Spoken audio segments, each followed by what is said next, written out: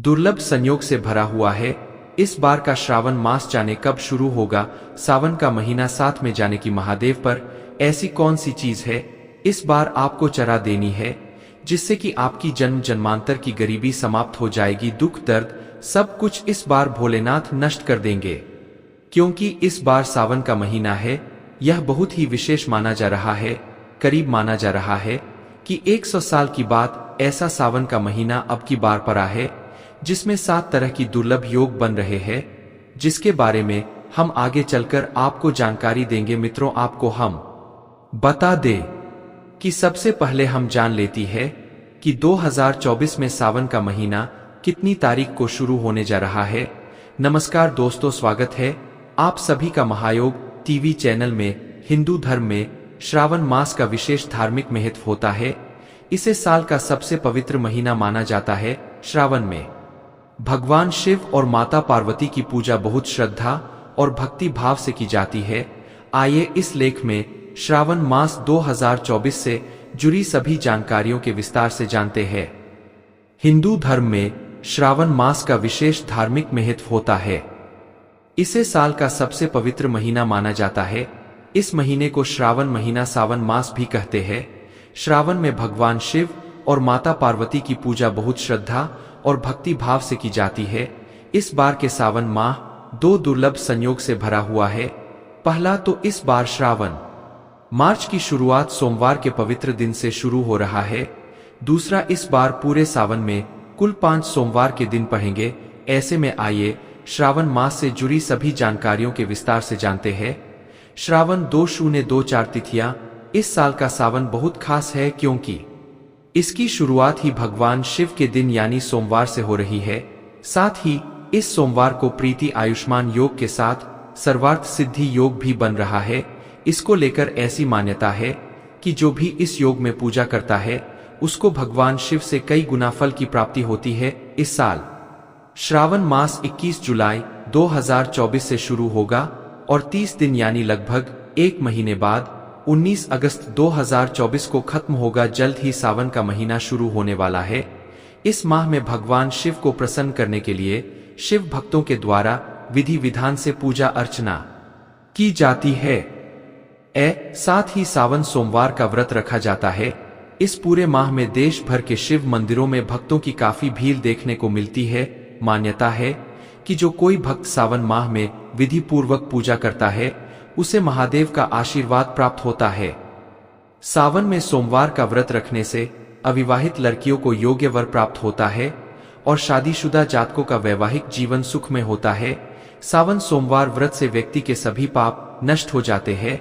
हिंदू धर्म में भगवान शिव शंकर को सभी देवों में उच्च स्थान प्राप्त है, इसलिए ये वे देवाधिदेव महादेव कहलाते हैं।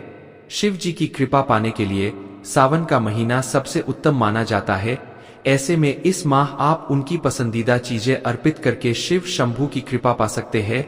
आइए जानते हैं कि शिव जी को प्रसन्न करने के लिए सावन माह में कौन सी चीजें अर्पित करनी चाहिए। जल। शिव पुराण में कहा गया है कि भगवान शिव ही स्वयं जल है। शिव पर जल चढ़ाने का महत्व भी समुद्र मंथन की कथा से जुड़ा है। अग्नि के समान विष पीने के बाद शिव का कंठ एकदम नीला पड़ गया था। विश्व की उष्णता को शांत करके शिव को शीतलता प्रदान करने के लिए समस्त देवी देवताओं ने उन्हें जल अर्पित किया। इसलिए शिव पूजा में जल का विशेष महत्व है। बिल्वपत्र भगवान के 3 नेत्रों का प्रतीक है। बिल्वपत्र 3 पत्तियों वाला बिल्वपत्र शिव जी को अत्यंत प्रिय है। प्रभु आशुतोष के पूजन में अभिषेक व बिल्वपत्र का प्रथम स्थान है। ऋषियों ने कहा है कि बिल्वपत्र भोले भंडारी को चढ़ाना एवं 1 करोड़ कन्याओं के कन्यादान का फल एक समान है। भगवान के 3 नेत्रों का प्रतीक है। बिल्वपत्र हमारे घर के आसपास अक्सर कई प्रकार पौधे अपने आप पनप जाते हैं जिन्हें हम अक्सर अनुपयोगी मानते हुए नजरअंदाज कर देते हैं। कुछ ऐसा ही आक का पौधा होता है जिसे आंकरा या फिर अकाउंट आदि कहा जाता है। सामान्य सा लगने वाला यह पौधा न सिर्फ धार्मिक दृष्टि से बल्कि ज्योतिषीय दृष्टि से भी बहुत मायने रखता है। इस पौधे में न सिर्फ ईश्वरीय आशीर्वाद दिलाने की बल्कि हमारे आसपास की नकारात्मक ऊर्जा को दूर करने की शक्ति समाहित होती है। आइए आग के पौधे और इसके फूल से जुड़े सरल धार्मिक एवं ज्योतिष उपाय विश्व को पीकर नीलकंठ कहलाने वाले भगवान शिव की पूजा में इस जहरीले पौधे के फूल को चढ़ाने का बहुत महत्व है। मान्यता है कि पूजा में आपका पुष्प चढ़ाने पर भगवान शिव शीघ्र ही प्रसन्न होकर अपने भक्तों की मुराद पूरी करते हैं। यही कारण है कि भक्तगण पूजा में अपने आराध्य महादेव को विशेष रूप से आक के पुष्प की माला पहनाते हैं। आक का पौधा सिर्फ महादेव ही नहीं बल्कि देवताओं में प्रथम पूजनीय माने जाने वाले गणपति की पूजा में भी विशेष रूप से प्रयोग लाया जाता है। आक के पौधे की जड़ में कई बार जब भगवान श्री गणेश की प्रतिकृति दिखाई देती है तो उसे पूरे श्रद्धाभाव से घर में लाकर अभिमंत्रित करके स्थापित करना चाहिए। इसे श्वेतार्क गणपति कहते हैं। श्वेतार्क गणपति की प्रतिदिन विधि विधान पूजा करने पर साधक की सभी मनोकामनाएं शीत ग्रह ही पूरी होती है। ज्योतिष के अनुसार यदि किसी व्यक्ति को अक्सर किसी बुरी नजर का खतरा बना रहता है तो शिव कृपा दिलाने वाले आक के पौधे की जड़ को सोमवार के दिन पूजन एवं शिव मंत्र से अभिमंत्रित करने के बाद किसी ताबीज में डालकर किसी काले धागे के साथ धारण करना चाहिए। ज्योतिष के अनुसार यदि आपका पौधा घर के सामने हो तो उसे शुभ फलों को दिलाने वाला माना जाता है।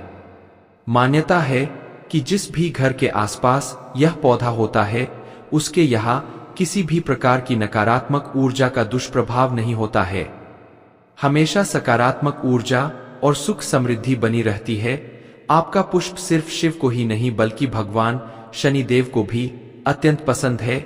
ऐसे में यदि आपकी कुंडली में शनि दोष हो तो उसे दूर करने के लिए आप शनिवार के दिन शनिदेव की पूजा में 8 के पुष्प अवश्य चढ़ाएं। धतूरा भगवान शिव को धतूरा भी अत्यंत प्रिय है। इसके पीछे पुराणों में जहां धार्मिक कारण बताया गया है वही इसका वैज्ञानिक आधार भी है।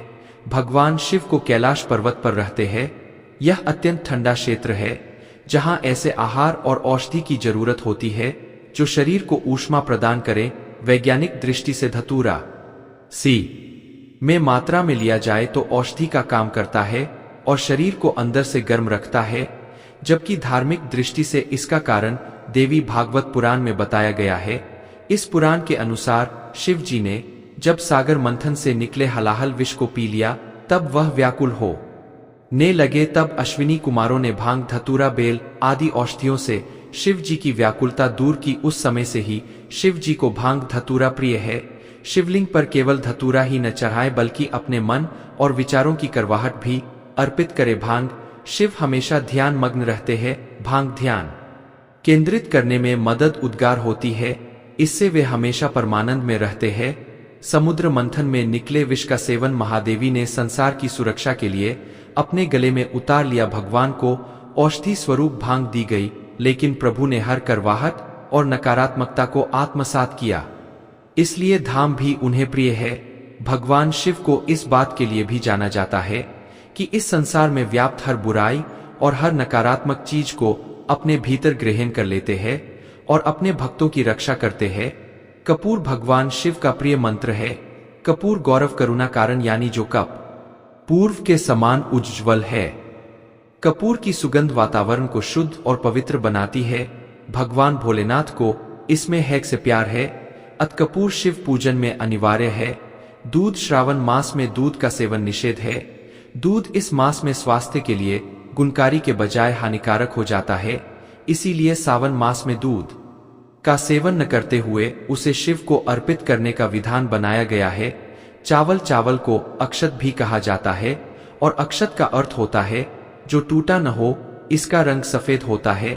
पूजन में अक्षत का उपयोग अनिवार्य है। किसी भी पूजन के समय गुलाल, हल्दी और कुमकुम अर्पित करने के बाद अक्षत चढ़ाए जाते हैं। अक्षत न हो तो शिव पूजा पूर्ण नहीं मानी जाती। यहाँ तक कि पूजा में आवश्यक कोई सामग्री अनुपलब्ध हो तो उसके एवज में भी चावल चढ़ाए जाते हैं। चंदन का संबंध शीतलता से है। भगवान शिव मस्तक पर चंदन का त्रिपुंड लगाते हैं। चंदन प्रयोग अक्सर हवन में किया जाता है और इसकी खुशबू से वातावरण और खेल जाता है। यदि शिव जी को चंदन चढ़ाया जाए तो इससे समाज में मान सम्मान यश बढ़ता है। भस्म इसका अर्थ पवित्रता में छिपा है। वह पवित्रता जिसे भगवान शिव ने एक मृत व्यक्ति की जली हुई चिता में क्या है जिसे अपने तन पर लगाकर में उस पवित्रता को सम्मान देते हैं। कहते हैं शरीर पर भस्म लगाकर भगवान शिव खुद को मृत आत्मा से जोड़ते हैं। उनके अनुसार मरने के बाद मृत व्यक्ति को जलाने के पश्चात बची हुई राख में उसके जीवन का कोई कारण शेष नहीं रहता, न उसके दुख सुख, न कोई बुराई और नहीं उसकी कोई अच्छी बचत।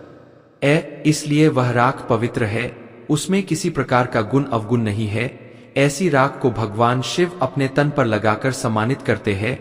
एक कथा यह भी है कि पत्नी सती ने जब स्वयं को अग्नि के हवाले कर दिया तो क्रोधित शिव ने उनकी भाषा को अपनी पत्नी की आखिरी निशानी मां करते हुए तन पर लगा लिया, ताकि सती भाषण के कणों के जरिए हमेशा उनके साथ ही रहे। रुद्राक्ष भगवान शिव ने रुद्राक्ष की उत्पत्ति की कथा पार्वती जी से कही है।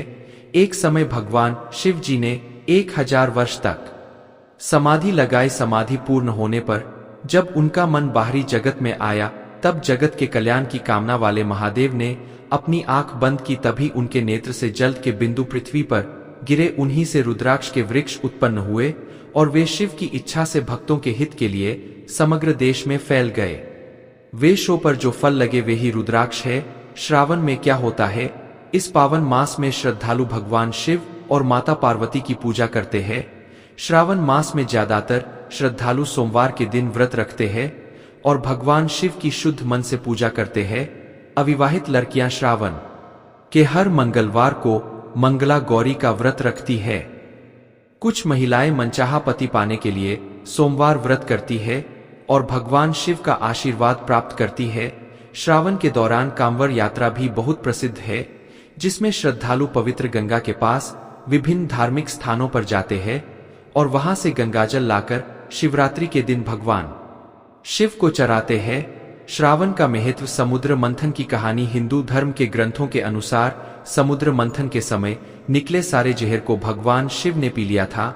ऐसा उन्होंने इसलिए किया क्योंकि वह विष इतना खतरनाक था कि वो पूरी दुनिया को खत्म कर सकता था। भगवान शिव ने सारे विश्व को पीकर दुनिया और जीव जंतुओं को बचा लिया, लेकिन वो जहर उनके गले में ही रह गया। इसी वजह से उन्हें नीलकंठ कहा जाता है। इसके बाद सभी देवी देवताओं और राक्षसों ने भगवान शिव को गंगा जल और दूध पिलाया ताकि जहर का असर कम हो सके। यही कारण है कि श्रावण में लोग दूर दूर से गंगाजल लाकर भगवान शिव को चढ़ाते हैं। श्रावण पूजा विधि। श्रद्धालु सुबह जल्दी उठकर पूजा शुरू करने से पहले स्नान करे, भगवान शिव और माता पार्वती की प्रतिमा रखी, दीप जलाए और प्रार्थना करे। शिव चालीसा, शिव तांडव स्तोत्र और सावन मास कथा का पाठ करे। शिव मंदिर जाए और शिवलिंग पर पंचामृत, दूध, दही, शक्कर, शहद और घी चढ़ाए। शिवलिंग पर जल चढ़ाए और फूलों और बेलपत्र से सजाए। बेलपत्र भगवान शिव को बहुत प्रिय है। भगवान शिव को मिठाई का भोग लगाए। अंत में भक्तों के माथे पर चंदन का